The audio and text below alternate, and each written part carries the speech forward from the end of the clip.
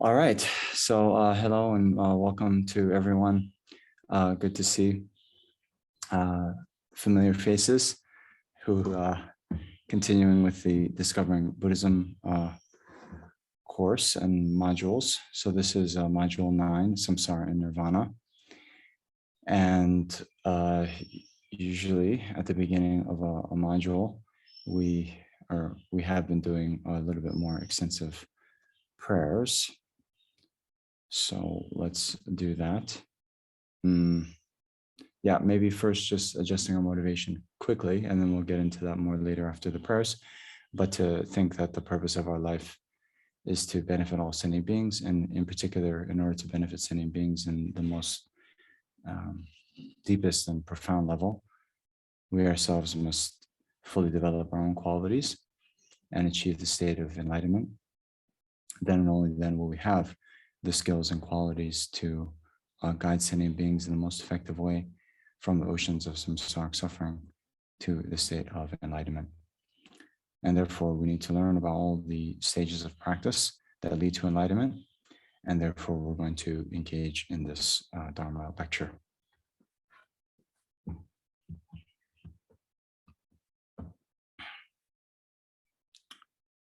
Okay. All right, there we go. So again, at the beginning of the teachings, we often recite these prayers. One, to remember the kindness of Shakyamuni Buddha, the founder of Buddhism in this world, in this time. And then go on to reflecting on the three jewels of refuge, the Buddha, Dharma, and Sangha.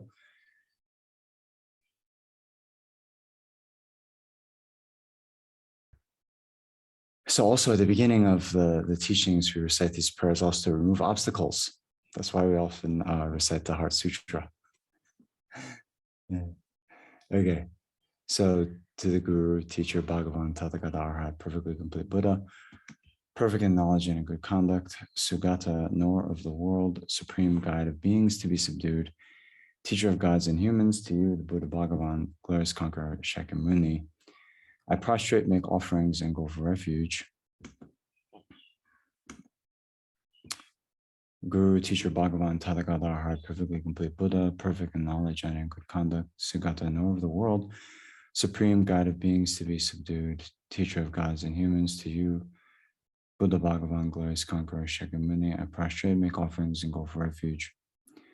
Guru, Teacher, Bhagavan, Tathagata, Arhat, perfectly complete Buddha, perfect in knowledge and in good conduct, Sugata, knower of the world, supreme guide of beings to be subdued, teacher of gods and humans, to you, Buddha Bhagavan, glorious conqueror, Shakyamuni, I prostrate, make offerings, and go for refuge.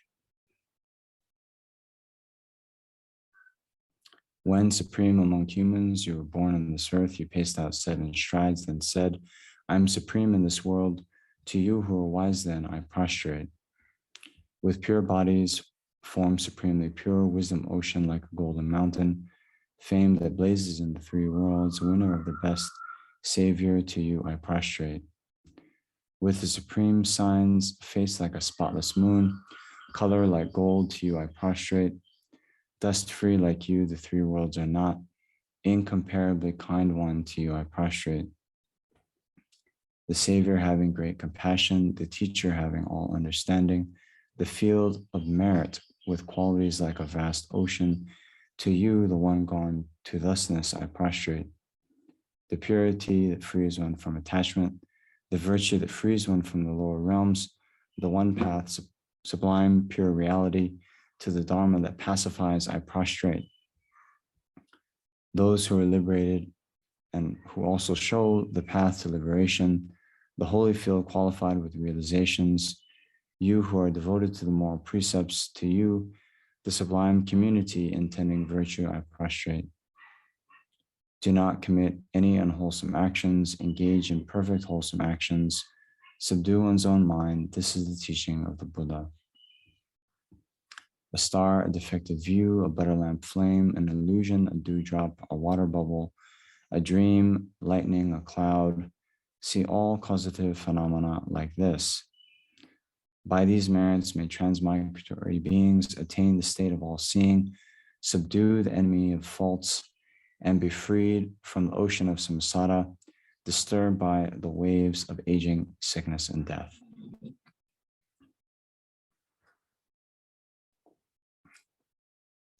And actually, why don't we do the Heart Sutra? Because you guys did the emptiness module already, right?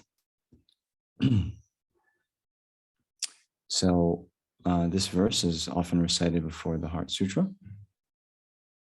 And then also you should know the mantra for increasing the merit of recitation, right? 7 times. Tayata om dare dare bendare soha. So we can do that.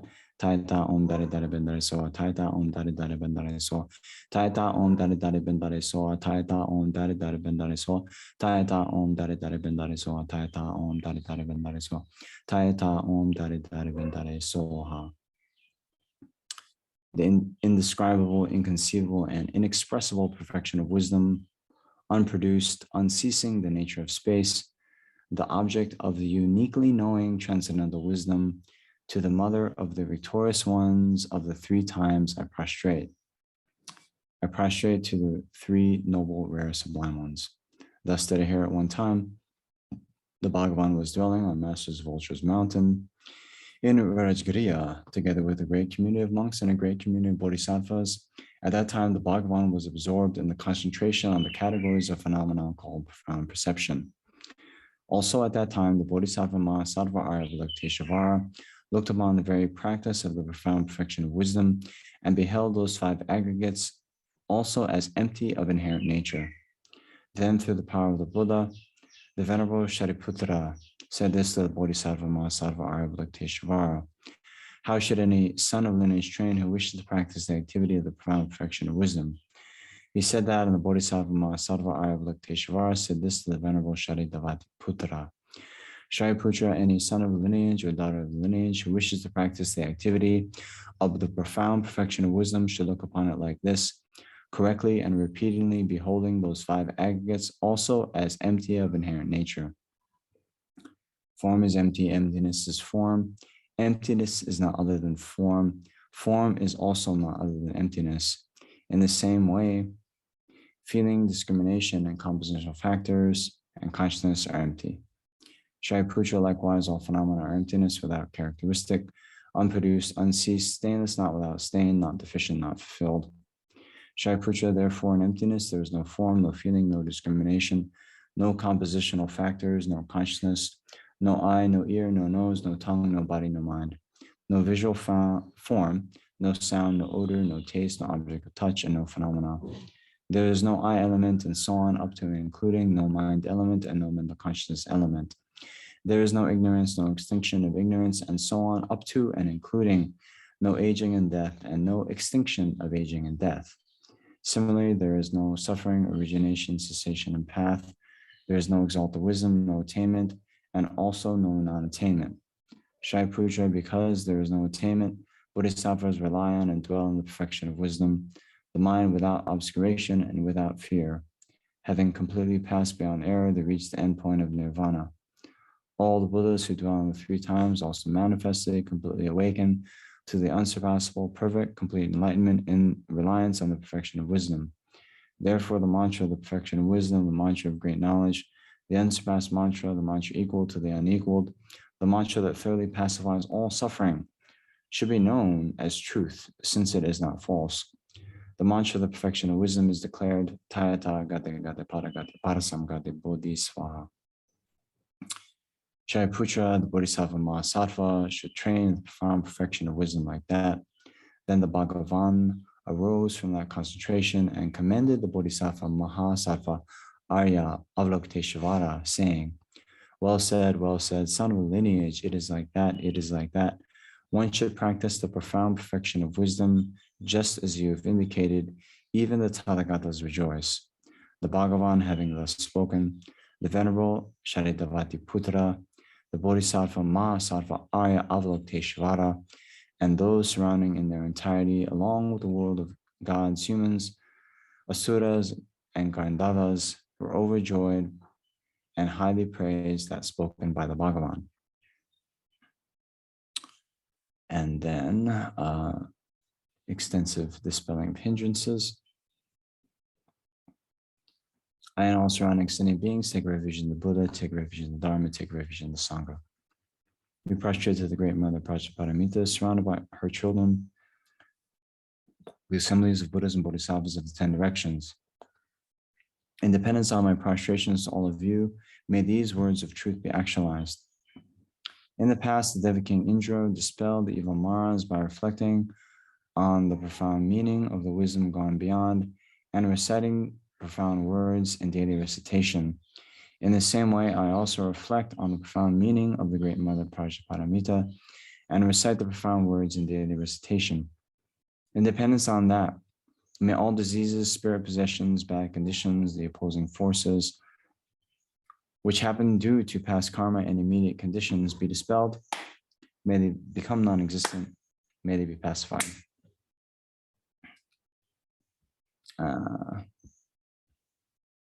Okay, yeah, so they also do this lion-faced Dakini prayer often. So we can do here. From the Holy Supreme Realm of Kichara, you possess power of clairvoyance and magical emanation. Look after practitioners like a mother looks after her children. To the host of Dakinis of the 3 abodes, I prostrate. Akasamara Sasarama Sanamara Pe Akasama.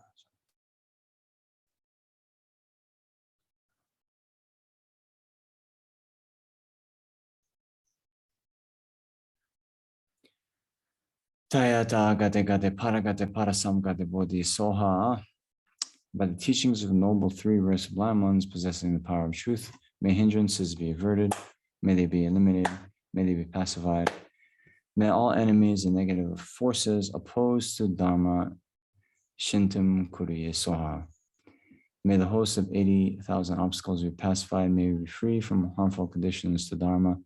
May all excellences be in accord with the Dharma, and may there be auspiciousness and perfect happiness here right now. Okay, so we've done the mandala offering. Now, taking refuge in generating bodhicitta. So as you know, this is the formulation before we listen to Dharma teachings. So substituted that verse or that phrase. I take refuge until I'm enlightened in the Buddha Dharma Supreme Assembly by my merits of listening to Dharma. May I become a Buddha to benefit transmigratory beings. I take refuge until I'm enlightened in the Buddha Dharma Supreme Assembly by my merits of listening to the Dharma. May I become a Buddha to benefit transmigratory beings. I take refuge until I'm enlightened in the Buddha Dharma Supreme Assembly by my merits of listening to the Dharma. May I become a Buddha to benefit transmigratory beings.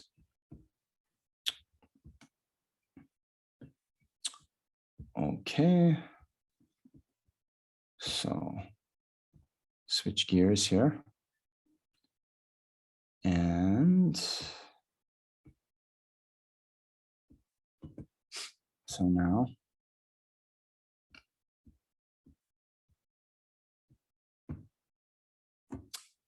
Module 9, Samsara and Nirvana. So maybe you'll noticed, I hope you noticed that, we're not just going through the modules, 1, 2, 3, 4, 5, in order. But Lexok and I, through some discussion, then you did the module on emptiness first.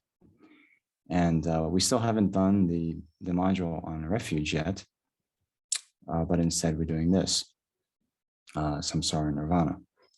So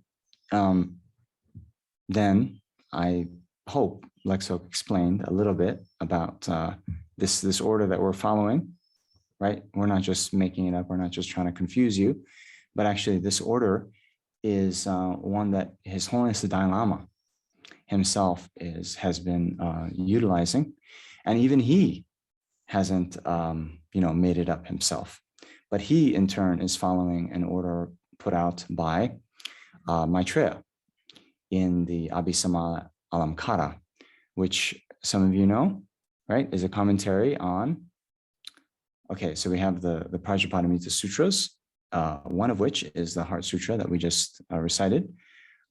But in general, there's they talk about the mother sutras, and then the kind of the children's sutras.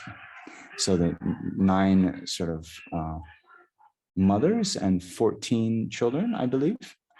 But of the mother sutras, then there are the main 3 that we talk about: the 8,000 line Prajnaparamita Sutra, the 25,000 line Prajnaparamita Sutra, and the 100,000 line Prajnaparamita Sutra. So those Prajnaparamita Sutras, right? Prajna, wisdom, paramita is the perfection, right? So those also, well, they have the explicit meaning, emptiness, yeah, because wisdom is not just any wisdom, but the wisdom realizing emptiness. And then there's the hidden meaning, right? The hidden meaning of the Prajnaparamita Sutras is basically the method side of the path to enlightenment. We have the wisdom side, the realization of emptiness and meditating on that. And then we have the method side. So meditating on bodhicitta. And then it also talks about the, everything else besides emptiness. So the kind of the 5 paths: path of accumulation, path of preparation, path of seeing, path of meditation, so forth. It talks about other kinds of practices, including the other 5 perfections. So in any case, that's the Abhisamaya Alamkara that talks about all those things in great detail. Some of you, I hope, remember when we went in module 3, giving the kind of overall presentation of the path. Then at the beginning of the Lamrim, when Lama Tsongkhapa or Pabonka Rinpoche here in Liberation in the Palm of Your Hand, when they talk about the greatness of the Lamrim genre, then they talk about how actually the Lamrim teachings are based on and contain all the teachings contained in the Abhisamaya Alamkara. Remember that? Yes. So in that text, and then there's this phrase, okay? So whereas the Lamrim is arranged by these so-called persons of the 3 capabilities, right? Then the Abhisamaya Alamkara is arranged in 8 chapters. And in those 8 chapters, they have the 3 exalted knowers, right? The knower of the basis, right? And then knower of the paths, and then the omniscient knower, you could say Nam Ken. And then they have the 4 sort of practices, and then the result, the Dharmakaya. Anyway, this isn't a commentary on that, but just know then, of those 3 knowers, actually the first one is it talks about the omniscient mind of the Buddha, right? So this is maybe, whoa, what's going on? Usually in Lamrim, we first talk about the practices shared with the small capable being. Then Abhisamaya Alamkara is automatically, first talking about the omniscient mind. Well, that has its own purpose, right? Its own purpose is that when beings, see the goal first, see how wonderful that goal is, then they'll be inspired, to achieve it and set out effort, right? Reflecting on the kind of wonderful qualities, the final destination where they're going to, right? Anyway, in the context of that, then Maitreya talks about the 10 kind of 10 topics related to the omniscient mind. And anyway, in that, there's this phrase, Drup dan dempa nam dan ni sange la chok kuncho sum. Okay. So now when you when you listen to His Holiness, and you know a little bit of Tibetan, or maybe if you just listen to the Tibetan, you'll find him quoting that phrase many times, right? Drupdan Dempa Namdani Sange Lacho Kuncho Sum. And he quotes this when he talks about the need to become 21st century Buddhists. 21st century Buddhists being the ones who don't just rely on faith, but rely on wisdom, analysis, reasoning to establish the veracity of the Buddhist teachings. So in that, Drup signifies the two truths, Dempa, the four truths, and Sangye, Buddha, Laso is, and so forth, Kunchoksum, the three rare sublime ones. Okay, so in the order like that, first we come to understand the two truths. In dependence on that, we come to realize the four truths. And then in dependence on that, we come to realize that the Buddha, Dharma, and Sangha are valid sources of refuge. Why? Because they're the ones who have taught and realized, the two truths and the four truths in an unmistaken manner. You understand? So actually, there's that praise of the 17 Nalanda Pandits that His Holiness composed. And within that, there's a nice stanza, but I don't have it ready to be shared. So maybe next time. Okay, so Anne has raised her hand. Yes, thank you very much. I just have a quick question. When you mentioned two truths to four truths, then Buddha, Dharma, Sangha are valid sources of refuge. Sometimes we hear, like I was kind of taught the Sangha, the Arya Sangha, that is the valid refuge, those who have realized the Buddha Dharma and the teachings of the Buddha. Is there, could you speak to that since it's so central, or should I wait until that module? No, we can talk about it now, and then we'll talk about it later. It's okay, right? So yeah, in general, when we talk about the three jewels of refuge, you have the Buddha jewel, the Dharma jewel, and the Sangha jewel, right? So then, the actual Sangha jewel are Arya beings, right? And what makes one an Arya being? Okay, so the actual Dharma jewel isn't texts, right? But the real Dharma jewel is the truth of the cessation and the truth of the path leading to cessation, right? Which means direct realization of emptiness. And then the truth of cessation would be, after one has directly realized emptiness, then one starts to abandon completely the afflictions, right? Okay. So we have a kind of representation of the Dharma, the books, and that's why we, the texts, we wrap them in cloths, and you'll see teachers kind of always, touching the crown of their head with the books and so forth. So we offer them respect because they represent the Dharma, because those texts, explain the very methods to achieve true path and true cessation, right? So then in a similar way, they talk about the Sangha, really? That's an Arya being. And whether they're ordained or not, they have, realized emptiness directly. And therefore, they are a valid source of refuge because they can then teach us to realize emptiness, right? In a very effective way, right? Because you see, they'll talk about, oh, this is the actual refuge, right? And actually, the actual refuge, is the Dharma jewel, right? Because, we're seeking a refuge from suffering, okay? What actually protects us from suffering? When we realize emptiness directly and abandon the afflictions. right? That's what's going to, that's what Nirvana is, right? The abandonment of the afflictions, okay?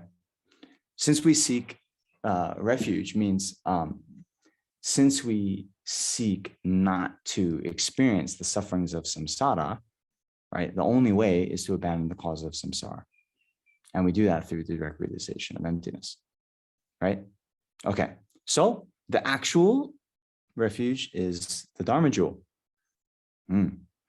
But the Sangha Jewel are the ones who have actualized the Dharma Jewel in their own continuum. Okay.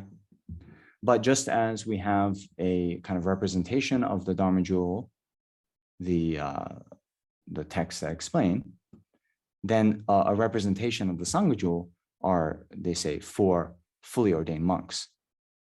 All right, it's a community of monks. Did I answer your question, Anne? Yes, very much so. Thank you. Super. Great.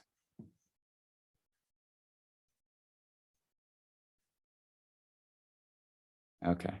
Oh. Okay. Ooh, okay. So anyway, what was I talking about? Oh, yes. So why we're going in this order, right?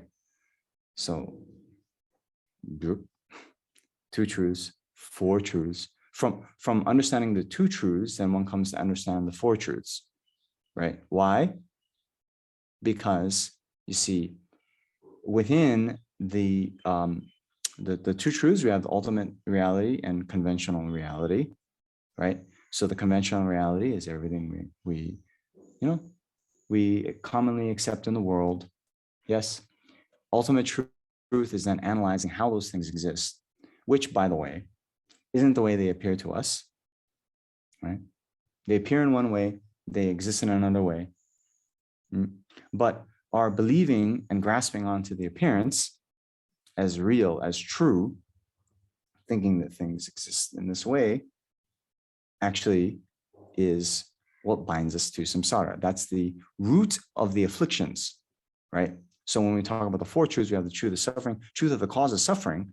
The truth of the cause of suffering, the root of that is this misconception about the 2 truths.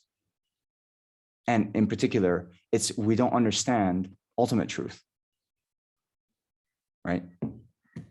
So then when we understand the 2 truths well, we can identify the root of samsara being this grasping to inherent true existence, okay?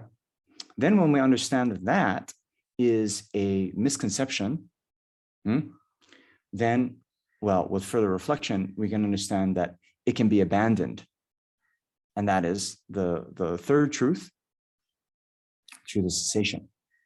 How do we do that then? Well, by realizing the ultimate truth, realizing that the object held on to the ignorant mind is a wrong view. And so we cultivate its antidote, the discovery of ultimate truth as it is. And that is the truth of the path. Okay? So you got it? From the 2 truths, we can understand the 4 truths. And then, well, the 4 truths, in the 2nd chapter of Pramanavartika by Dharmakirti, where he's establishing why the Buddha is a valid source of refuge, or seme kebu, like a valid person, right? Then, well, he does offer various logic and reasoning, but one of them is just very simple. The Buddha is a valid source of refuge because he taught unmistakably the 4 Noble Truths, right? So why does that make someone a valid person? Well, it's in relation to us, spiritual aspirants who want to achieve liberation from samsara. We don't want to suffer anymore. So what kind of person do we need to rely on? One who can help us get out of samsara. How do we get out of samsara? By understanding, well, the 4 truths and putting into practice, especially the truth of the path, and then achieving truth of cessation, right? So that's the reason. And basically, yeah, that prayer from His Holiness on the 17th pen, I'll bring it up next time, but basically it talks like that. It's like through understanding the two truths, I'll come to understand the four truths and how I enter into and put a stop to samsara. And then from having realized that, may an unshakable faith in the three jewels arise upon me, or arise within me, something like that. Okay. So that's why we're doing this order, right? 21st century Buddhists. All right. So, oops. What's going on? Oops. All right. So now we had done our motivation at the beginning already, but yeah, just a little bit more.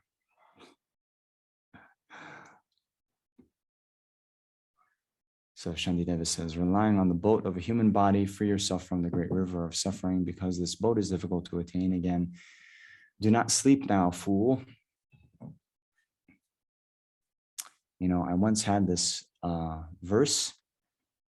Okay, so, you know, my bed, it's next to a wall. I had this verse on the wall, right kind of when I opened my eyes, then it was there. The verse isn't there anymore. It manifested in permanence. Now I have a tanka of Tara, so a little bit different, but yeah, it's okay. Anyway, here we should think about this every day. I think it's good. I had it on my bed like that to, you know, kind of remind me right when I wake up that, oh yes, I have this boat of a human body, precious human rebirth.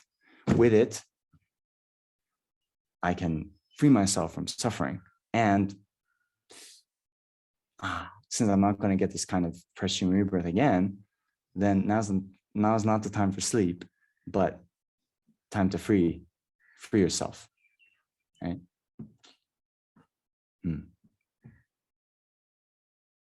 So similarly, right, we should all think about this and this great river of suffering. That's samsara. Okay. So then, anyway, this module we're going to talk about samsara. We're going to talk about then all these topics, how to free ourselves from the great river of suffering. Freeing yourself from the great river of suffering is nirvana. Okay, so hence samsara and nirvana. Okay. So now you see, let's take a step back. Okay, I've recommended this in the past, but it's good to do. Let's so it's always good. Hold on. You know, at the beginning of a module, then to get an overview of the module, and here we have these module 9, samsara nirvana. You all have these, right? So how many of you before today's course, you went through these subject area summary sheets, these? I was like, okay. Anyone? It's good. I read an article, you know, about like how to read a book. How to read a book. Yeah, that's what I do. Anyway, it's interesting because this author was like, you know what? Don't just go page 1 and read cover to cover. You know, first read the table of contents. You know, see what's going on. Also saying, read the index. Read the index at the beginning. oh, come on. Let's just start on page 1, read to the end. No.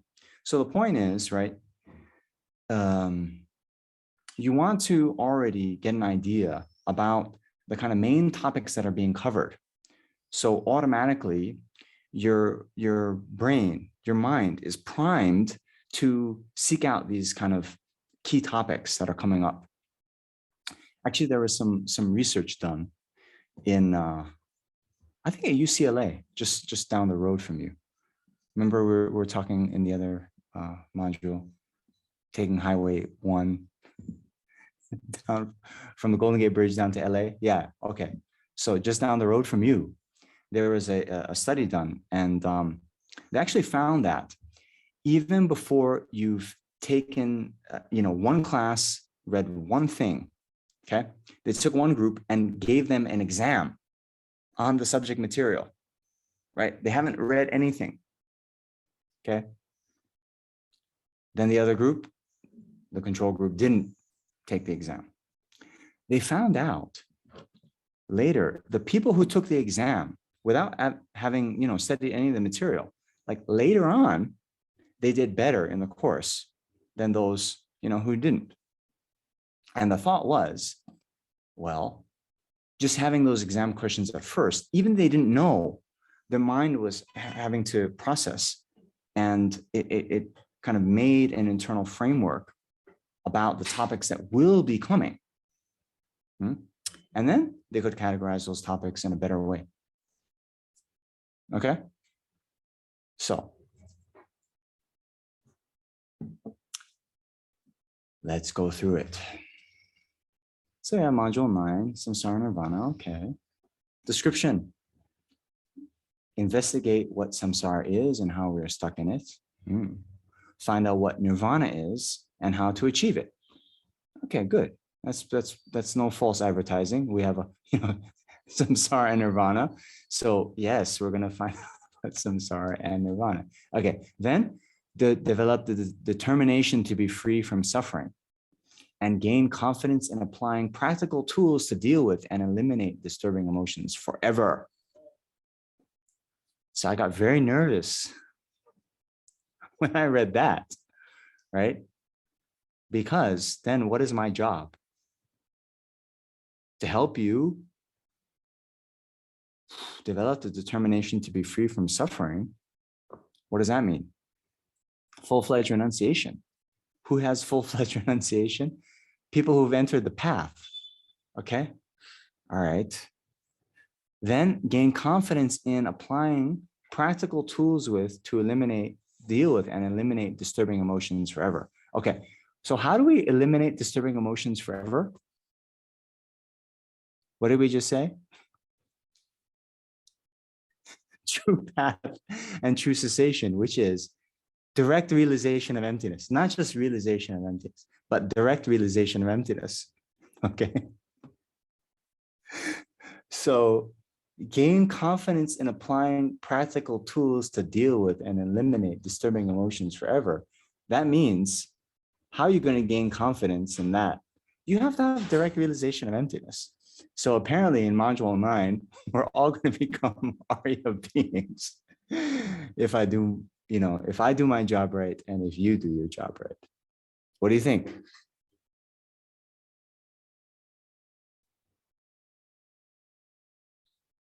I would have preferred, it made my job a lot easier. They take out this forever.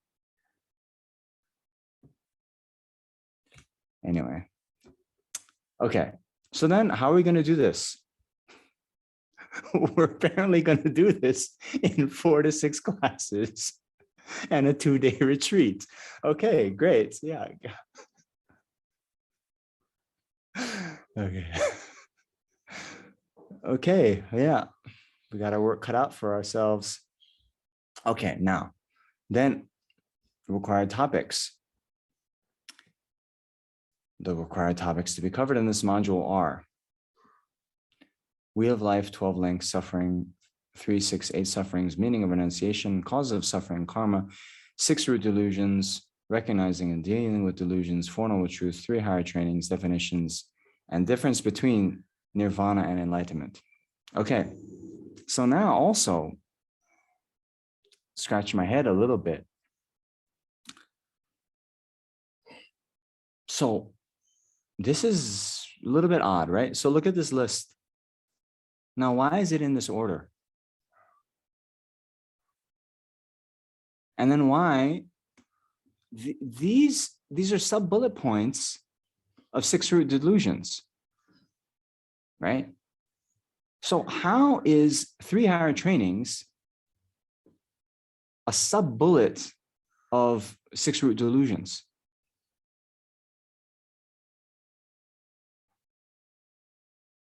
And why is it in this order?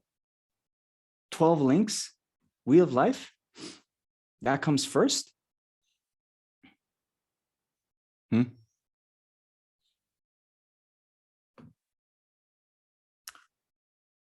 So okay, just maybe take 15 seconds and think. Okay, you've all studied Lamrim a little bit before, right? So now, in the general Lamrim presentation, okay, these topics come up, yes. So I don't have any qualm with their being included here, but the order, can you remember the order, how these topics come up in Lamrim? Try it. You know, I don't remember the Lamrim, but remember the wheel painting we walked through? Is it following that? It's the wheel, and Yes, then that is what the Wheel of Life is. Circle, and then it goes back out to karma and liberation. Yes. Okay. Yeah. So it seems but like in that order. Okay, go ahead. Oh no, that was it. That's what this reminds me of that cycle. Right. So I'm saying something else. I'm saying these topics right here, when you look in the paths shared with obedient being of medium capacity, right? That section of Lamrim, which we're going through here, right? All those are there, right? But they're not in this order, right? And So the karma, I thought, was something in the small path, right? And then suffering, 3, 6, 8 sufferings, I thought was in the beginning. We have to habituate our minds to see that the pleasures of samsara are temporal. And so we remind ourselves to see the 3, 6, 8 sufferings of every moment of existence, every space in every time. It gives us the juice to go further. I thought then follows the 12 links, possibly.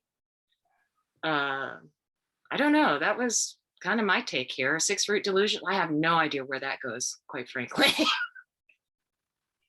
Just being honest, you guys. it is the best policy.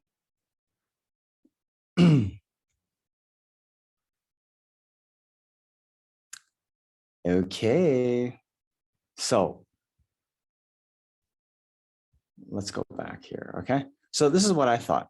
Okay.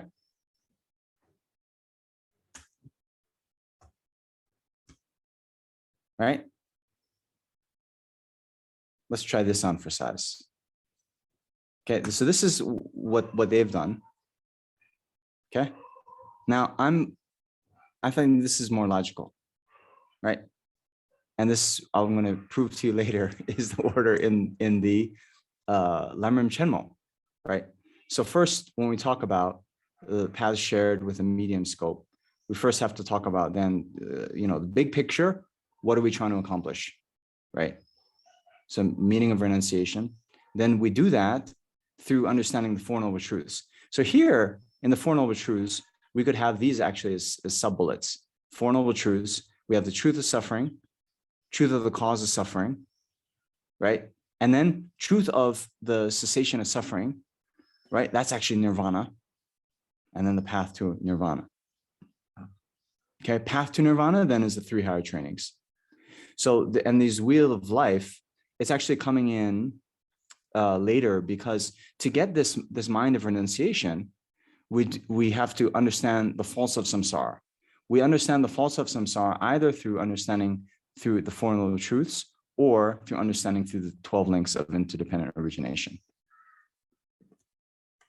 Okay. We'll get to that later, but just we'll go through the outlines. Okay.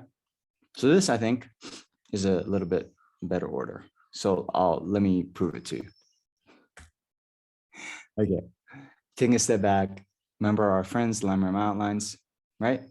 We always like to have things quite logical, know the context, know the big picture. So without getting into the full review of all the outlines, then remember we had, all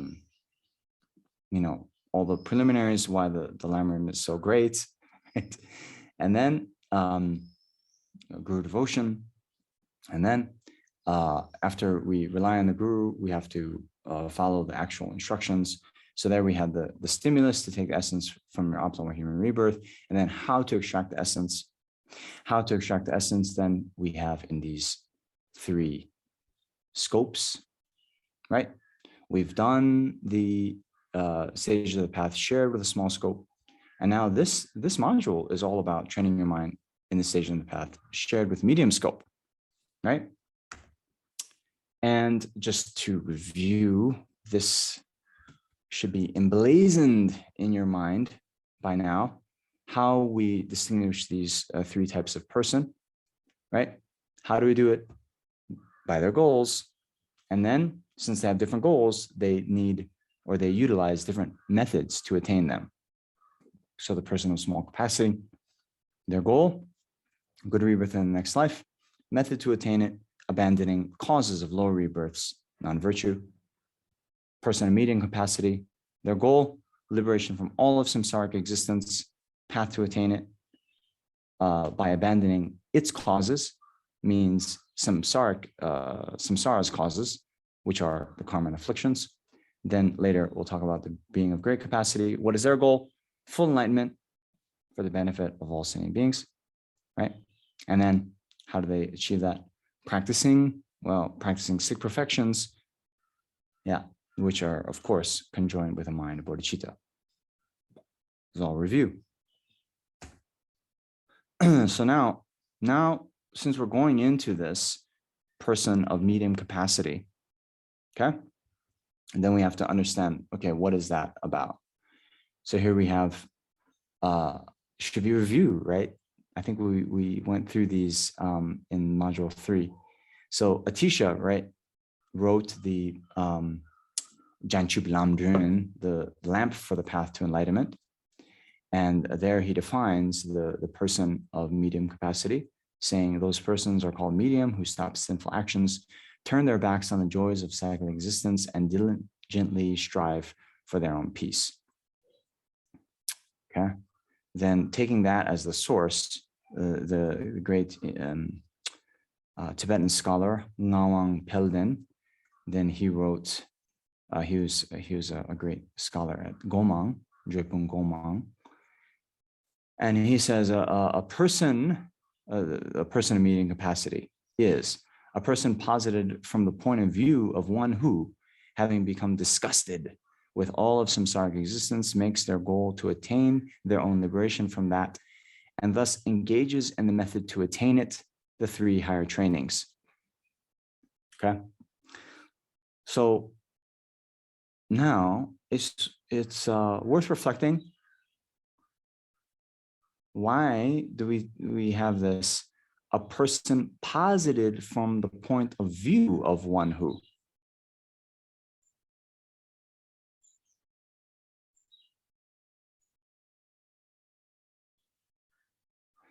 Okay, so one thing you should keep in mind. Now, in these philosophical texts, right, when there's a definition, then we have a definition, this is a definition, and then what it's defining, sometimes they use this word definindium, right, that which is defined, definition and definindium. then they should be logically equivalent, such that if it is one, it's necessarily the other. If it's the other, it's necessarily the one. Okay?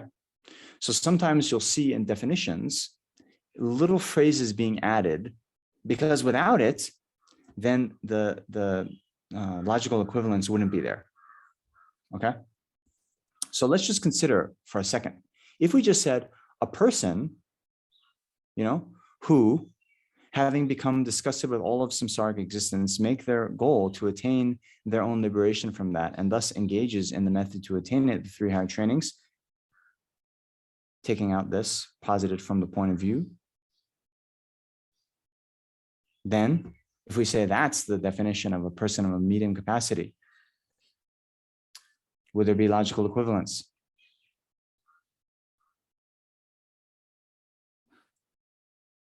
So automatically, some of you should be thinking, no, there couldn't be, because otherwise, why would he go and talk about this?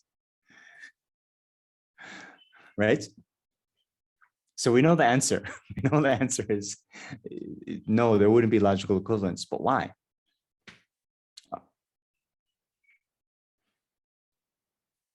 Okay. So let's take a bodhisattva. Okay. Remember, we're talking about, in the past, the path shared with a being of medium capacity, which means, right, the bodhisattvas also will practice meditating on the faults of samsara, right?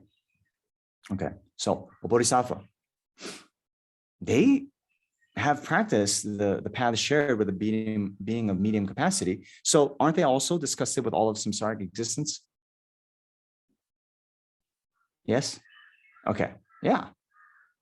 Then do they also make their goal to attain their own liberation from that? Okay, maybe that's the tricky part. But they engage in the 3 higher trainings, right? So they've become disgusted with all of samsaric existence. They engage in the 3 higher trainings, higher training in ethical discipline, higher training in meditation or meditative concentration, and higher training in wisdom. Okay, now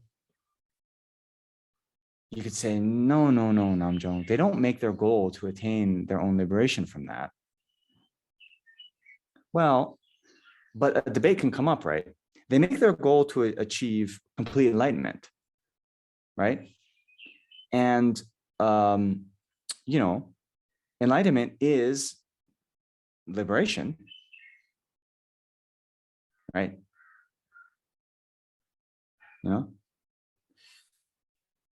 So to avoid, maybe if you were on the debate courtyard and you didn't say from positive from the point of view, you can maybe split hairs like this. But Ngong Pelden, to just avoid that from the start, saying, okay, I'm going to put in this phrase, positive from the point of view of one who. Because a bodhisattva, they've become disgusted with all of samsaric existence. You could argue they make their goal to attain their own liberation from that, right? I mean, it's one of their goals, right? They want to abandon the cause of samsara, right? They want to abandon karma and afflictions, right? If you want to achieve enlightenment, then there's no other way. You have to also abandon karma and afflictions. So it's not that, oh yeah, I want complete enlightenment, but you know what?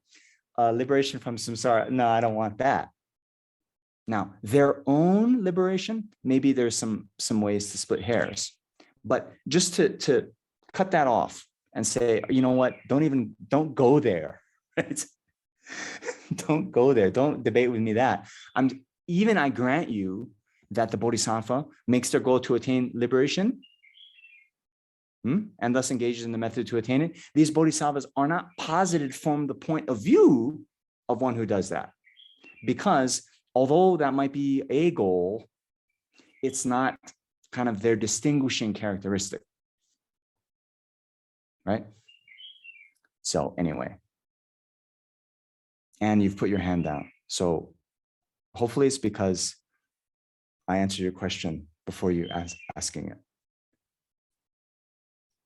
You understand? Anyway, I mean, don't they have to want to their own liberation? They would need to try to, it's not like they're getting away from other samsaric beings. They're trying to get out of the uncontrolled rebirth in order to continue a spiritual path and lead others. So I don't get what the problem is. Okay, so the problem is this: if we don't say positive from the point of view, okay, then a bodhisattva would fulfill the rest of this definition, potentially, right? If we say, yeah, a bodhisattva has become disgusted with all of samsaric existence and makes their goal to attain their own liberation from that, and thus engages in the method of attaining the 3 higher trainings. But what is this the definition of? A person of medium capacity. And a bodhisattva is not a person of medium capacity. They're a person of great capacity. So since the definition and the definendium have to be logically equivalent, if one has to be the other, then there would be a logical fault if we don't have that phrase, because then a bodhisattva would become a person of medium capacity because they fulfilled this definition. So Ngawang Pelden, to avoid that debate, to cut it off, then says positive from the point of view. So although a bodhisattva it has become disgusted with samsaric existence, has made their goal to attain liberation, maybe not their ultimate goal, maybe not their kind of primary goal, but it is a goal to attain their liberation from samsara. And they do engage in the method to attain the 3 higher trainings. Okay, they are that, but they're not posited from the point of view of that. They're posited from the point of view of one who wishes to achieve enlightenment for the benefit of all sentient beings. Okay?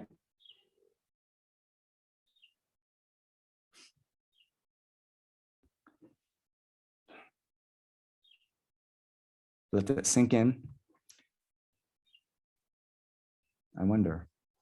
So you're able to do a little something to raise your hand. Is there also a little thing where there's a light bulb? You can have a light bulb go off. Okay. Next time.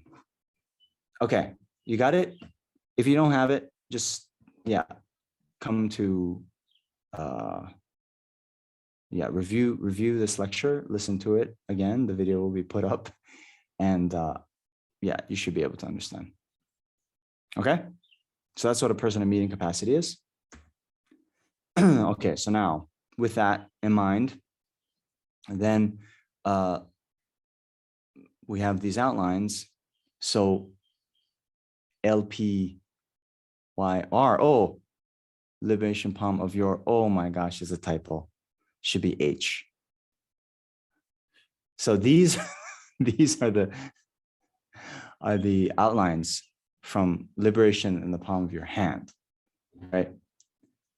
Training the mind, the stages of the path, share with the medium scope. It's just this: developing thoughts of yearning for liberation, think about the general sufferings of samsara, think about samsara specific sufferings, and then ascertaining the nature of the path leading to liberation. Think about the source of suffering, the entry to samsara, and then actually ascertaining the nature of the path leading to liberation. Okay, but so I'll mention this now. So let's go back. Well,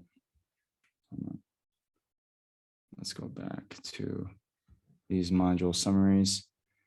So, we're going to have these integration practices, meditations, okay, on 3, 6, and 8 sufferings, and then the 6 root delusions and their antidotes, okay, and then we have a retreat, and then we have these other integration practices, fine, okay. So now we have a required reading, the DB required reading in your PDFs that you should have all received. These, that's in your student material folder. And then we have, all of us have the liberation in the palm of your hand, right? Okay, so that's in the required reading. Now, I heard from one of the last modules, right? Although this is in the required reading, you know me by now, I like drawing from Lamrim Chenmo. And one of the students in one of the previous modules kind of had a qualm with this. They're like, couldn't get their heads around, hey, it's not in the required reading. Why are you talking about Lamrim Chenmo, right? I'll tell you why. Because this required topics, this is what we should be thinking about, right? We need to understand all of these topics very well, okay? Now, is it the case? Now, it could be for some of you, you just able to read this and get a great understanding of those topics, right? But, as my boss used to say when I was working, we manage outputs, not inputs, okay? So what does that mean, right? The output, that's the finished product, okay? This is a trend in kind of management, right? Manage outputs, not inputs, means they should be just kind of focused on the output. Then the inputs means whether you come to the office, how many hours you put into it, all this stuff, right? So we even see now this trend during COVID, work from home, as long as you get your work done. It's good. It actually helps quality of life, right? Then rather than manage the inputs, no, you have to be at your desk from 9 to 5. No, that's not giving freedom to the students, or sorry, the employees. So managing the outputs means, okay, I don't care how you do it. You come to know these topics here. Now, if you can do that just by reading Liberation of the Palm of Your Hand, great, more power to you. But I'll give you a little secret. Actually, it's not a secret. 3, 6, 8 sufferings, Liberation of the Palm of Your Hand doesn't go through all that. Doesn't go through the 8 sufferings. It goes through the 6. And glosses over the 3. Okay? So we're not going to be satisfied. Right? We're not going to be satisfied with, anything less than a quite complete understanding. Are we? No, that's the right answer.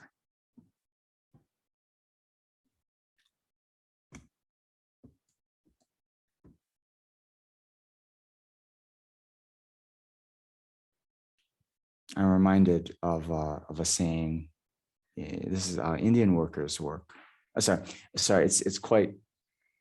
It's a joke, so don't take it too seriously. But there is a saying. I'm not making it up, where they say, the salary you pay me is for me to come to the office.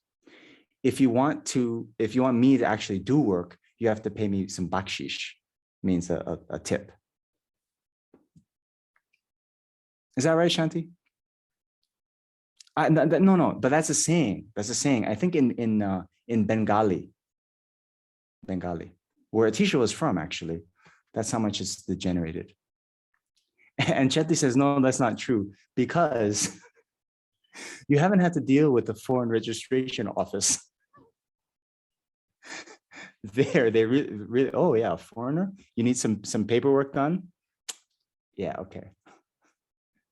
Pay me some bakshish. It's actually a big problem. Here, we're in the middle of rural India, Balakupi. Closest kind of town of any size is Mysore. It's about an hour and a half drive away.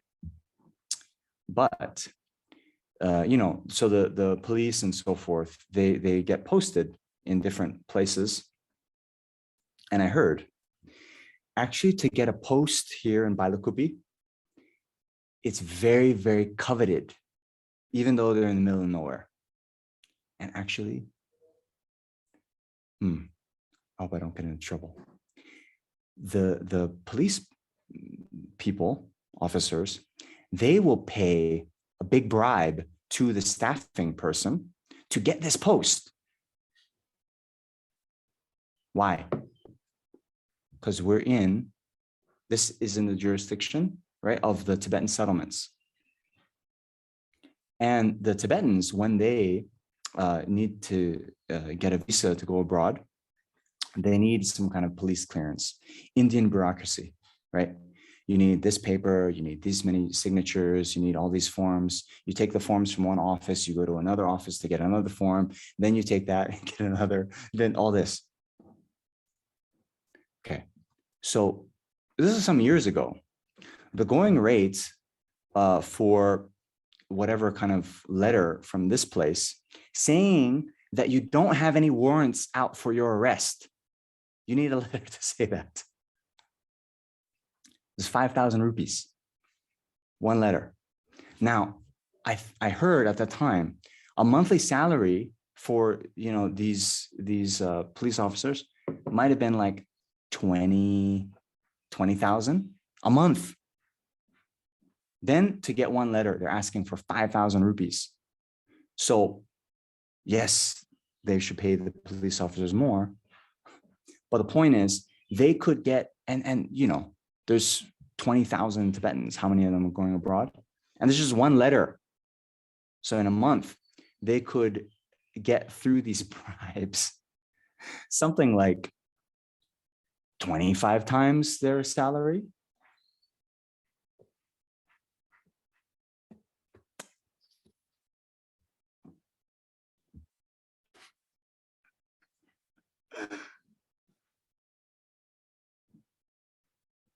Anyway,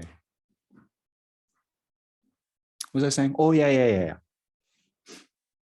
My salary is so I come to the office, you'll need to bribe me to make me do work.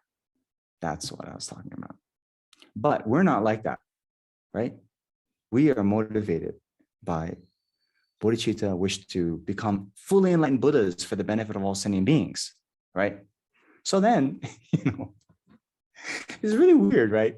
We say, I want to become fully omniscient. What? You want me to read something that's not on the required material? It's like a protest, right?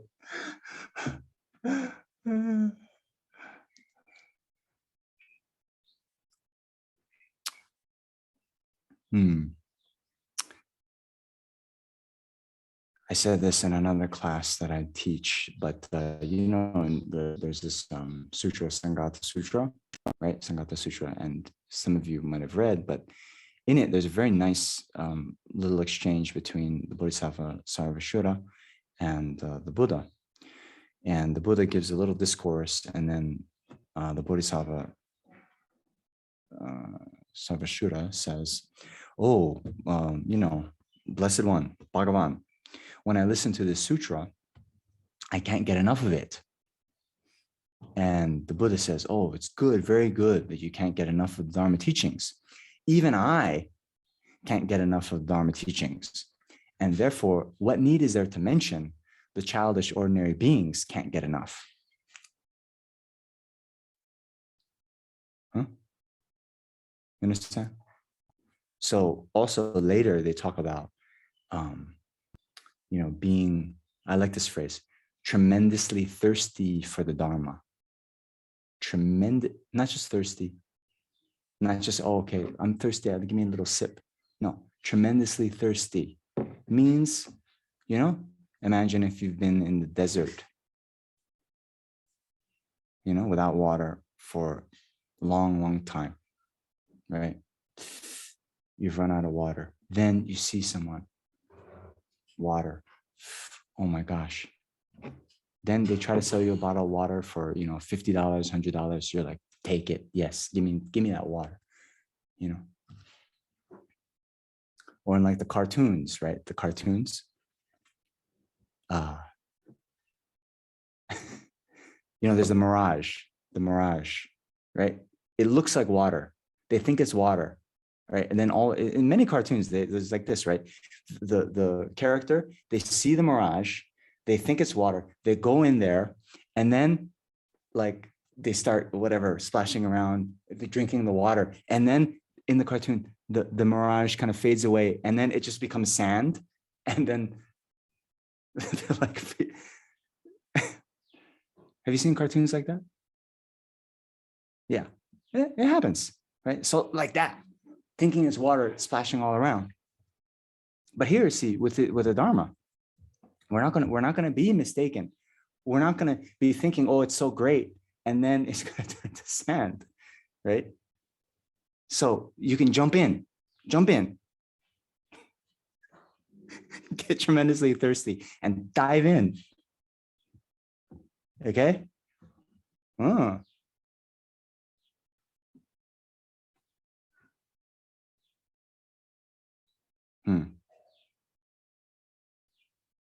Yeah. While we have the opportunity, while we have the outer conditions, the inner conditions, right? Now's the time, right? Now's the time to do, not to rely on others or think, oh, I'll do it later, or liberating sentient beings. Yeah, those other Buddhas, okay, my gurus, yeah, they'll do that, right? Personal responsibility. It's up to me. Yeah, okay. Anyway, I'm starting to talk like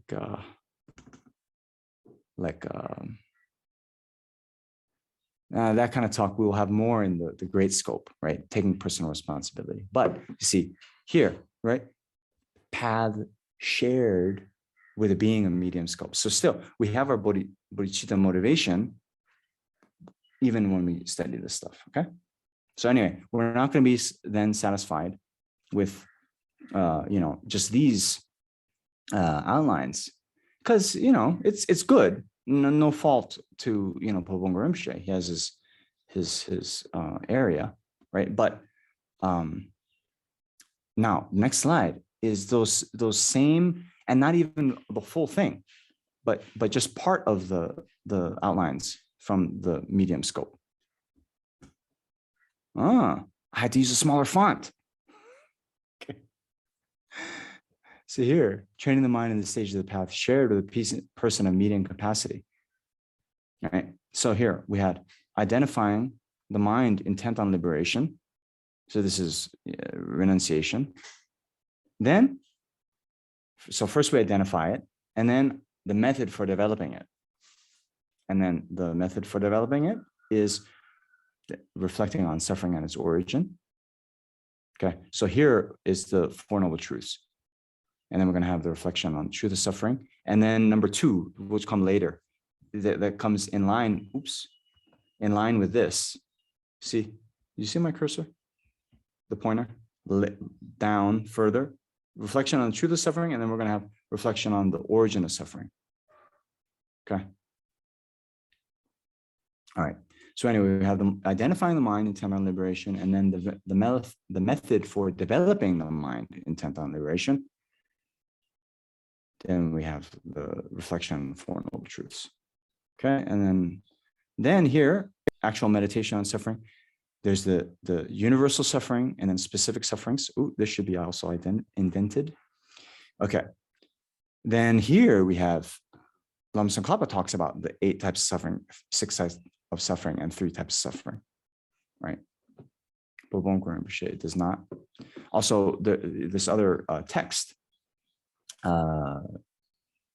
Essence of Refined Gold, which I'm teaching for another audience. Then that one only talks about the 8 types of suffering. Okay. So again, the point of going through all these sufferings is to help the mind intent on liberation. So depends on you how many times and how many different ways you have to reflect on suffering before you, get the mind of renunciation. Okay. Anyway, we'll talk about that later. Okay, so first, identifying the mind yearning for liberation.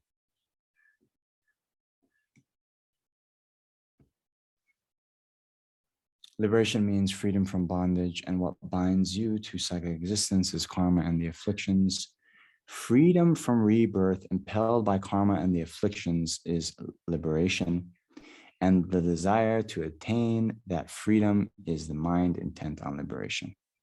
Okay, so really good.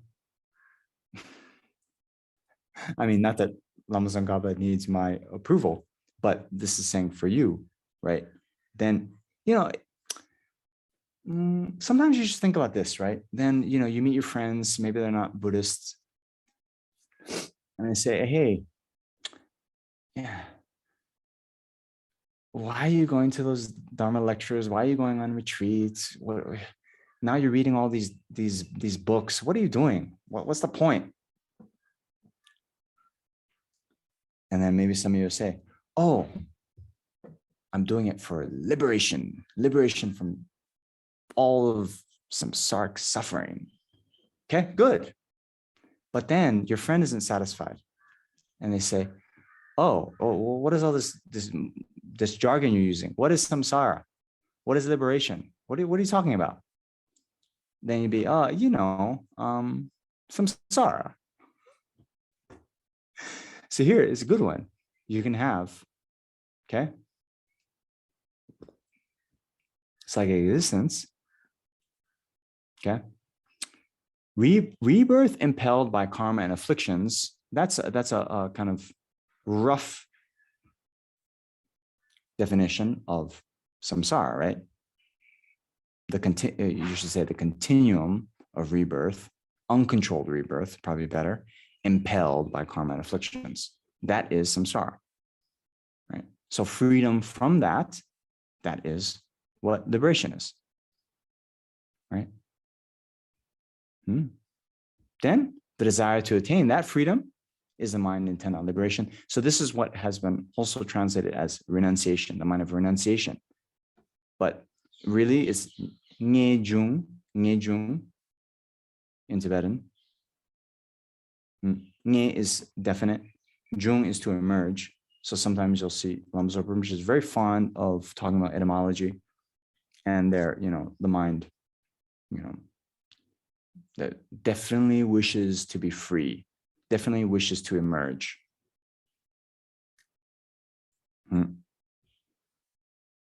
Okay, so why he likes to talk about that rather than using this word renunciation is renunciation usually we talk about in things that we like, like in Lent, right? Sorry, I was raised Catholic.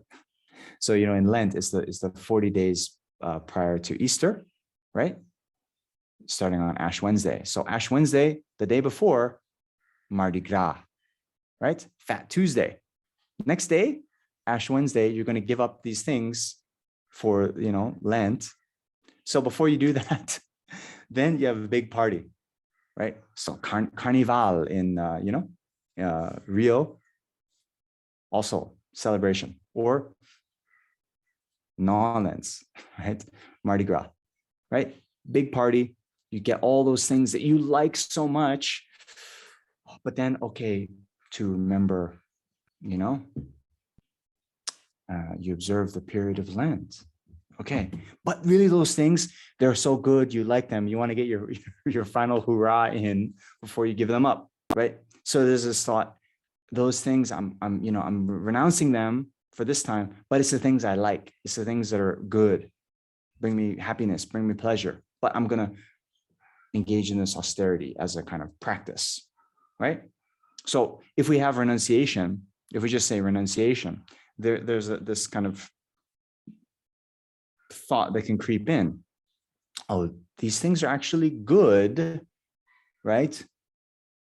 But I'm going to give them up because, yeah, you know what, the Buddha, yeah, I saw that statue of the Buddha being very emaciated. he undertook those, austere practices. So I'm gonna do like that to kind of, yeah, I can torture myself too for a bit. It'll be a kind of mental training, what does not kill me makes me stronger, right? So yeah, tough it out, right? So it's not like that. It's not like, the things we're renouncing are good, right? The things we're renouncing are actually in the nature of samsara. We come to see all of samsara as being like a blazing fire pit, right? But the mind we have now, like they say in the Lama Chupa, we view all of samsaric existence as being like a pleasure grove or a beautiful park, right? So we have to abandon that mind that views samsaric existence in a good way. Okay? So further along those lines, see, again, Tsongkhapa and three principal aspects of the path. Without the complete intention, definitely to be free from circling, right? There's no way to pacify attachment, seeking pleasurable effects in the ocean of circling. Also, by craving for second existence, embodied beings are continuously bound. Therefore, at the beginning, seek renunciation. So then, if we have the full picture, then we can use this word renunciation and it, not have that kind of doubt creeping in, right? So what are these two aspects that are then talked about here? Okay. Without this mind of renunciation, we can't pacify attachment, seeking pleasurable effects in the ocean of circling. And then beings are continuously bound to take further rebirths. Okay, so now this first one, actually, who is that? The being actually of a small capacity. Their goal actually is to attain pleasurable effects in the ocean of circling. They want a good rebirth in the next life. They want to be king. They want to be wealthy, famous, all those things, right? Okay. So we have to see that seeking pleasurable effects in samsara is not good enough. And then we have to understand that this also craving for psychic existence itself is what then keeps us bound within the cycle of existence.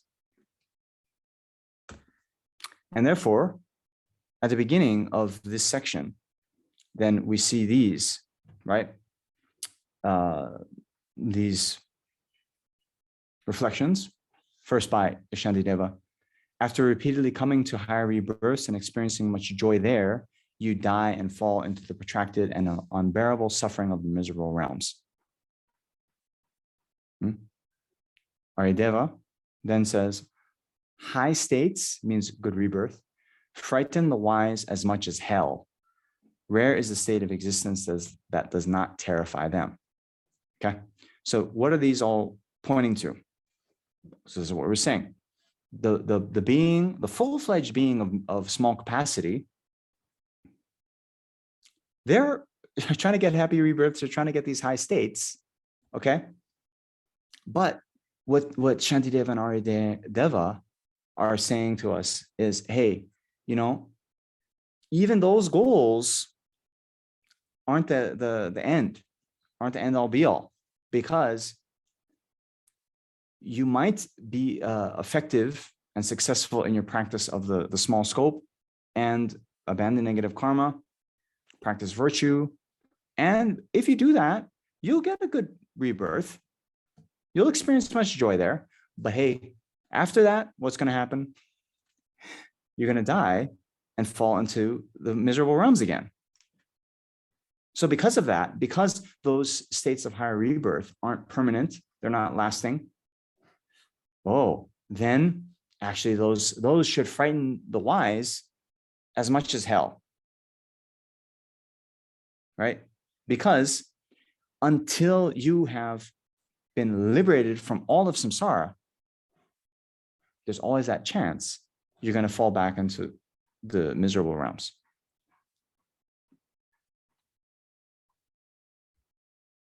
Okay? So these, turning away from the mere attainment of the goal of the person of small capacity. So then, okay, how do we do that? We then have to reflect on the faults of samsara, right? As Aryadeva then says, right? How can one who is not disenchanted with this world, means samsara, appreciate peace, nirvana? Psychic existence like home is difficult to leave behind. And then those whose minds are attached to psychic existence will continue to wander there constantly, right? So in order to generate this mind wishing to achieve liberation from samsara, we have to overcome this attachment we have to psychic existence. We have to become disenchanted, right? That's a nice word, right? Enchanted, like a kind of a spell. We're under the spell of samsara, right? I think it's so wonderful. So we have to become disenchanted. And we do that by reflecting on the faults of samsara.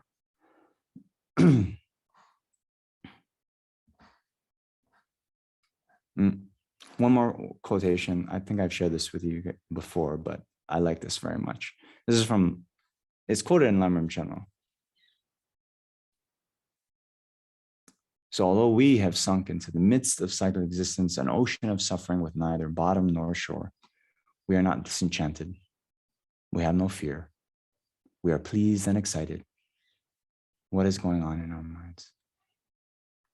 Although we have entered a fire constantly blazing with problems, poverty, hardship, in acquiring food and shelter, effort in keeping, and finally loss, as well as separation, illness, and aging, we boast of happiness. This seems insane.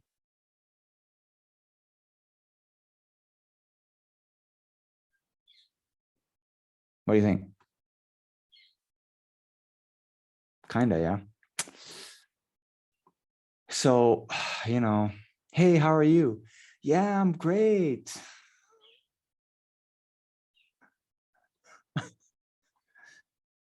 I used to, yeah, I came up with this, but you know, you go into work on Monday, and people say, oh, how was your weekend? Right? Oh, what do you normally say? Oh yeah, great weekend. Oh yeah, great weekend. You know, went out for a hike on Saturday, had a nice brunch on Sunday, went to see the new you know, art exhibit at whatever. Right? Great weekend. Or if it's bad weekend, I don't know what happens. I went out to a picnic, but it rained, and you know, someone broke into my car, and you know, whatever. Think about it.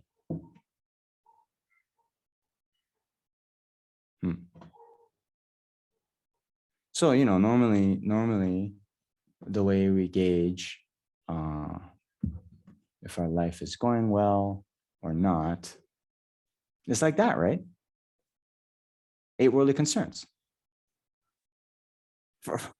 Forget about medium scope kind of reflections. It's just still, we can see we're still totally mired in 8 worldly concerns, that therefore we actually haven't even really kind of come to embody the person of small capacity, really.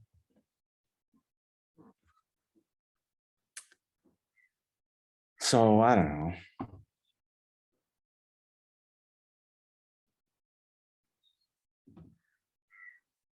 know. Do we go into Monday and how was your weekend?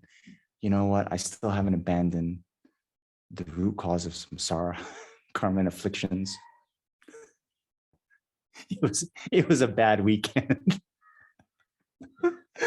Do you say it like that?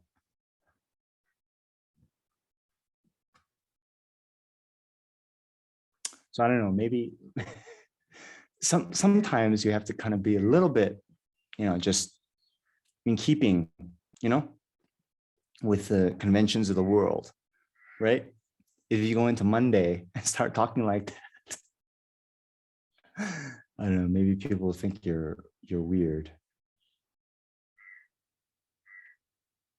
And you would be weird in the sense of being uncommon, in the sense that very few people are even thinking about these things, much less being interested in them. But yeah, maybe in your heart, you think like that.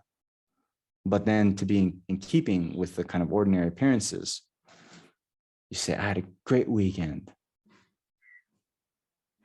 I went hiking in, the redwoods.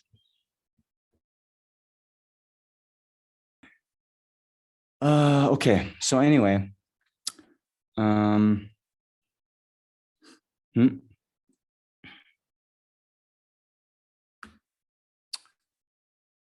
so here, oops. Now, if we look back on those outlines, right, we have so we then identify the mind intent on liberation and sort of why we need it. Then we have the method for actually developing the mind intent on liberation. And then we go into the Four Noble Truths, right? So many of you know, so the first teaching of Buddha at Sarnath. But yeah, they are, again, to review, truth of suffering, truth of the cause of suffering, truth of cessation of suffering, and truth of the path leading to cessation of suffering. Okay. So then there's, in Lamrim Chenmo, there's a lot of talk about why the Four Noble Truths are taught in that order. And well, the doubt comes up because usually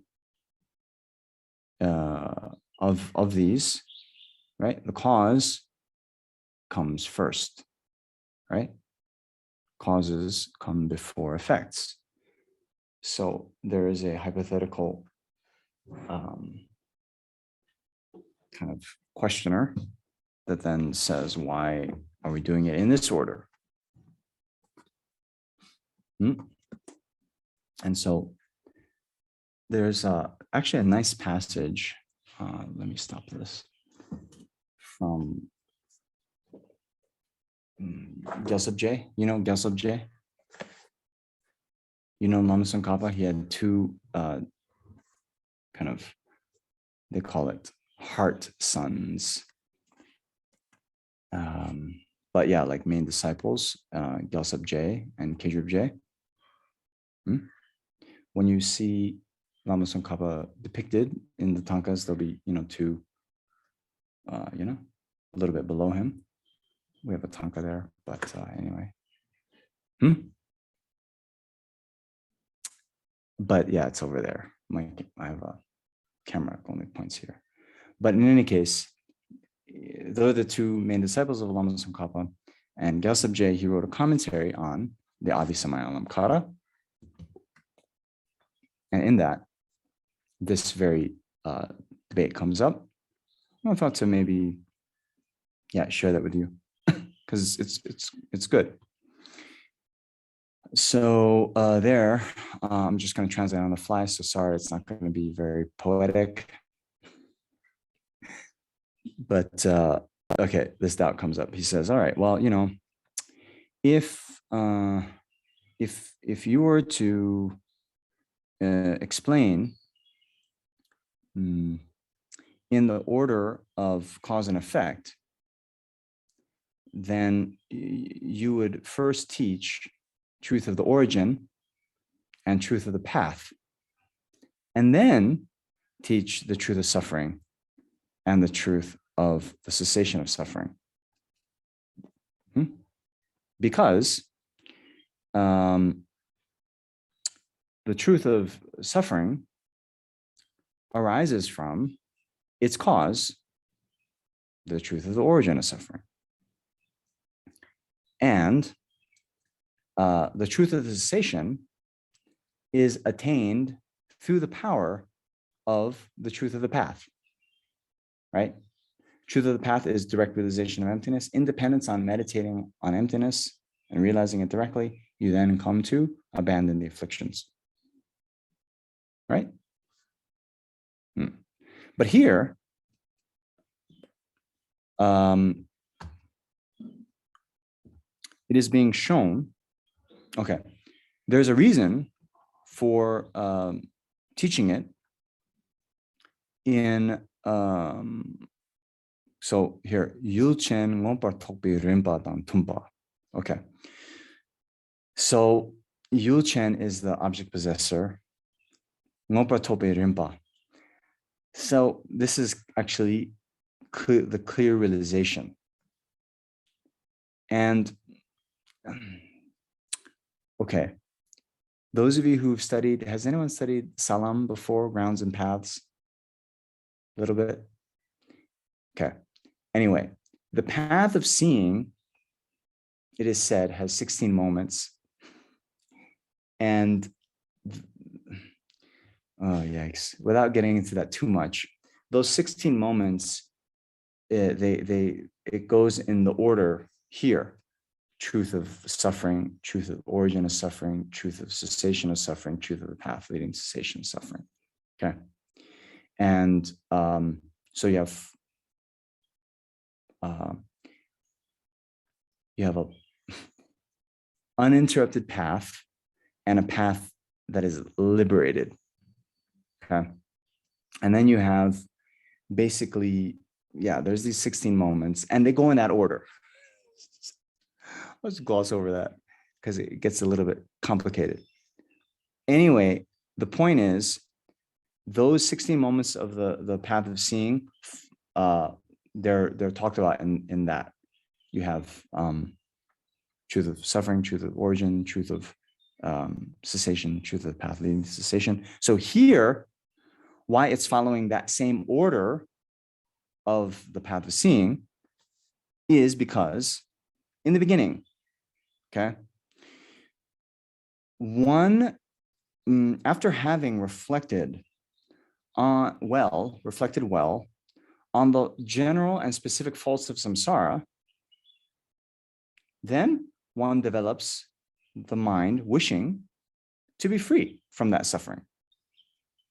And then when you've generated that mind wishing to be free from suffering, then you reflect or you analyze whether the cause of suffering can be abandoned or not, whether that suffering has a cause or not, and whether that cause then is permanent or impermanent. And in so doing, you come to analyze the truth of the origin of suffering. And then through that analysis, within the 12 links of dependent arising,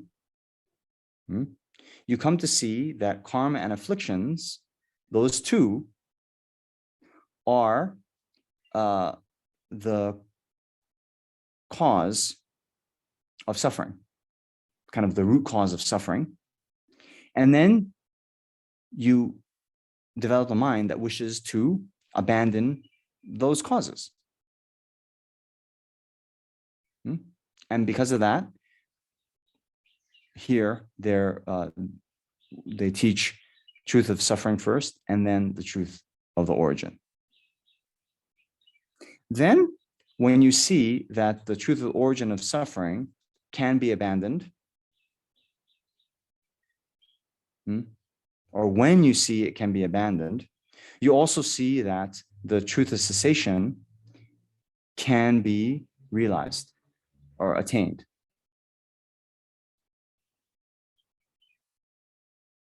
And that attainment of the truth of cessation is from, or like it depends on having stabilized and familiarized the truth of the path within one's own mental continuum. And therefore, the truth of the cessation is taught third, and the truth of the path is taught fourth. For example, when there's a sick person, then they have to first come to know that they're sick. And then after that, they come to, how do you say, wish to be free from the causes of their illness. Then after that, they wish to be free from the illness. And then after that, they depend on medicine to free them from the illness.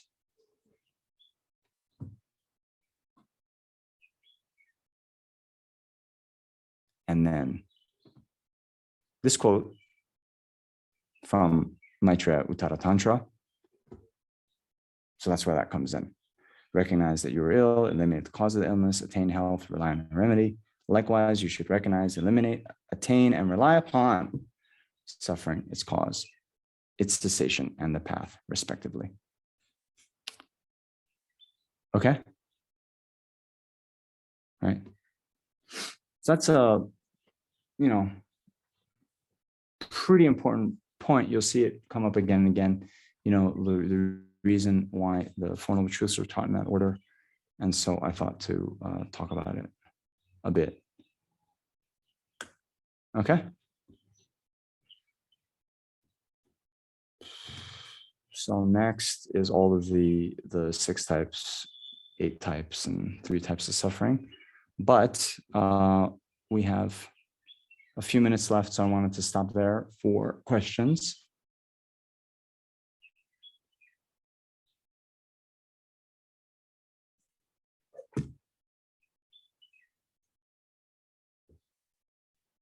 Yes, no, maybe so.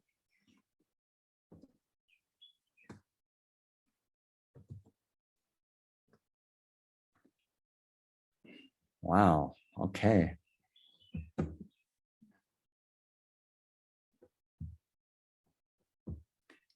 You shy? Or are you just very, you reflected on samsara and now you're just so terrified of having to take another rebirth that you're, can't speak anymore?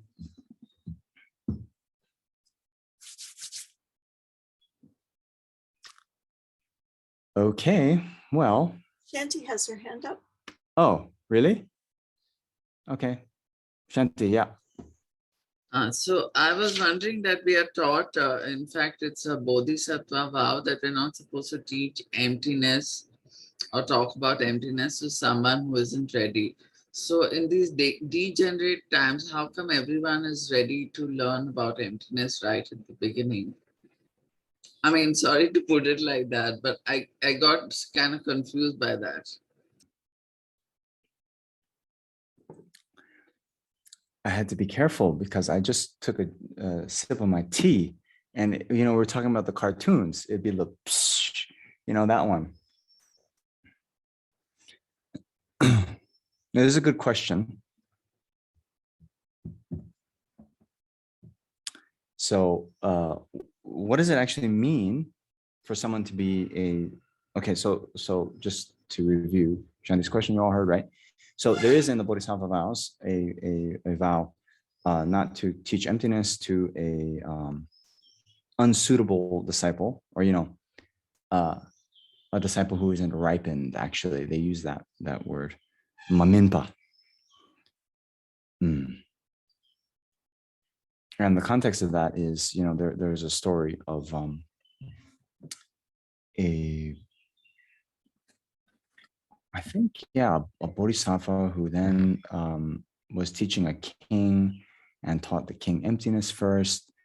And then the king fell into a wrong view of nihilism, thinking that nothing, matters. And then thought that the bodhisattva was teaching nihilism. And I think he executed the bodhisattva. There's that story that comes up in the commentary on Bodhisattva vows. So then the question is, okay, if we're not supposed to teach to disciples who aren't ripened, and now we're in degenerate times, and degenerate times means, in general, we are sort of have less merit. Remember, in the time of Buddha, right? Even during that first teaching of the Four Noble Truths, there's the first 5 disciples. So in that first paragraph, okay, the first phrase, some of them attain the path of seeing, means direct realization of emptiness. Okay. And like by the end of the first paragraph, I think 3 had become arhats, and the rest were on the path of meditation. 1 paragraph of teaching, and now we've attended many teachings, and it's like, oh, no path. So in general, right, we are kind of less fortunate. We didn't have the merit to receive teachings directly from Buddha. So yeah, less merit, less fortunate, more difficult to subdue. And so now why can we sort of fast forward? That's the question, right, Shanti? So here, the point is 2 things. One is, okay, what does it mean then to be a suitable recipient to receive teachings on emptiness? And that doesn't mean that, after you receive the teachings, you'll realize it, right?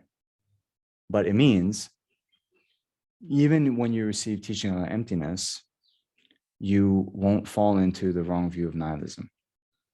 Remember? So that was what the problem with the king was. He received teaching on emptiness, had a nihilistic view, therefore nothing matters, and then, freaked out.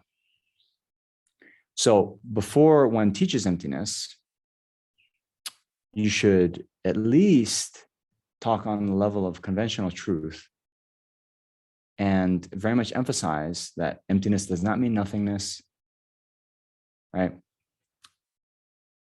There is conventional truth. Ultimate truth is then how those conventional truths exist, not whether they exist,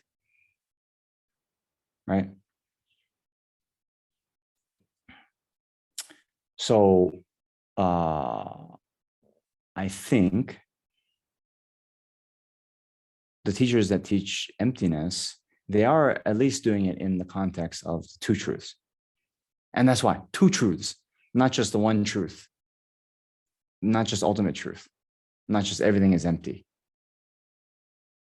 That's actually a little bit problematic with Heart Sutra. If one kind of jumps in without a kind of explanation. Oh, no form, no feeling, no eye, no nose, no tongue, no body, no mind. All those no's, then you can fall into a nihilistic view. Hey, it's a risk, right? So anyway, should be that these teachers that teach, they'll be doing it from the standpoint of first very much emphasizing conventional truth. You exist. When we talk about emptiness, it's a mode of existence, not existence, full stop.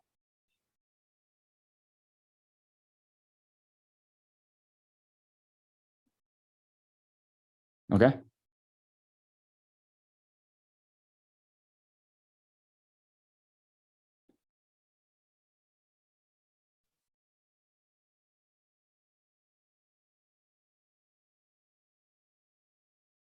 But you see, this is just my speculation, but it's a little bit educated speculation, like an educated guess, educated speculation.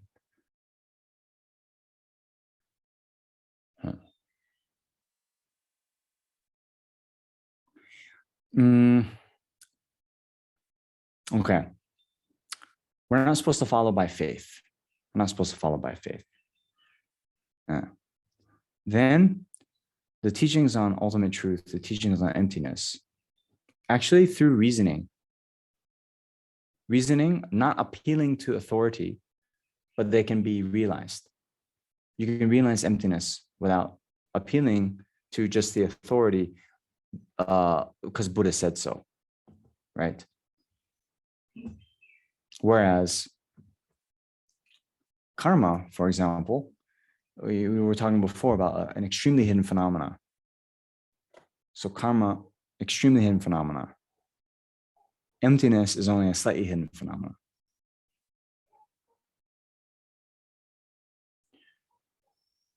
So, the kind of main teaching in the small scope, when you get, the main practice actually is to follow the law of karma very well, right? So to get into all that is actually extremely hidden and a bit difficult. More difficult than understanding emptiness. Sorry, to realize. More difficult to realize.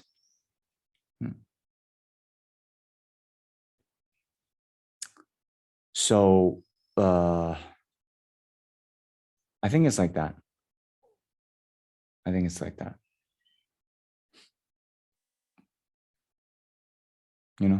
These skilled masters, to talk about emptiness, because then also the Western audience, especially, it's very nice. People think, oh, it's like kind of high philosophical topic,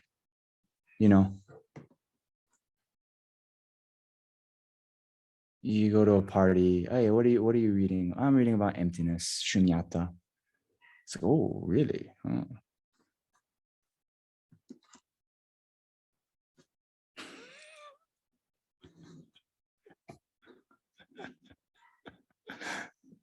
I'm half joking, but it's kind of there. We have to be honest, right?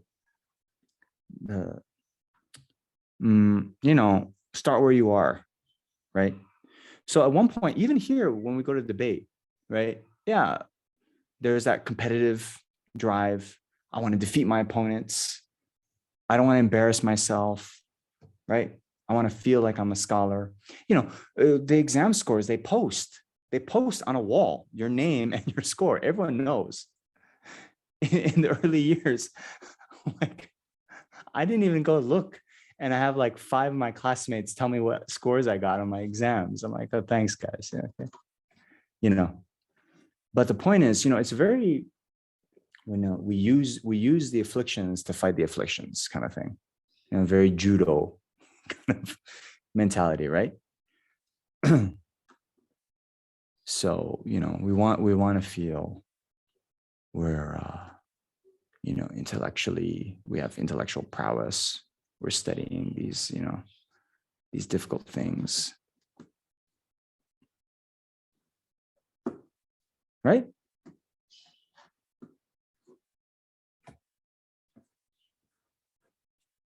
That's one way of looking at it. The other way of looking at it is skillful means that even maybe some of these people, they only come to one Dharma teaching in their whole life. They see His Holiness the Dalai Lama, and they see His Holiness the Dalai Lama talk a little bit about emptiness. That gives a really great imprints. And it's the kind of unique characteristic of Buddhism. Whereas, the teachings on karma, be a good person, don't harm others. Okay, you'll hear a lot of people talk like that. Well, you don't have to be Buddhist to talk like that. right? Anyway, just a bit of speculation. But you can take it or leave it. Think about those things. Anyway, the point is when you start teaching, before you teach emptiness, make sure people come to understand that emptiness does not mean nothingness, conventional truth exists, all those things. Okay?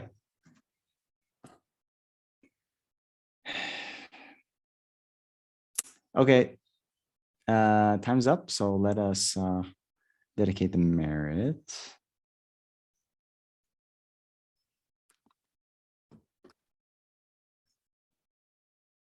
Oh, Anne, are you raising your hand?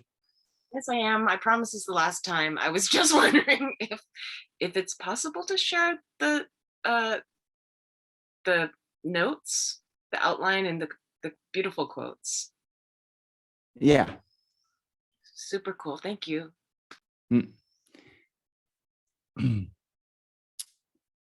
May whatever virtue I have collected benefit the teachings and all transmigratory beings, and may it especially cause the essence of perfect pure Losang Drakpa's teachings to shine forever. Okay, I think that's good. I mean, yeah, maybe also dedicate for the long lives of the spiritual friends, the development of bodhicitta in the hearts of all sentient beings, and for all sentient beings to quickly be free from all their sufferings of body and mind and attain enlightenment as quickly as possible. Okay, we'll send these out later, and thank you very much. See you next week. Thank you so much. Thank you so Thank you, much. Venerable. Hamcha. Okay. Thank you, Venerable. Thank you, Venerable Lexa, Mary Ellen and Nurse.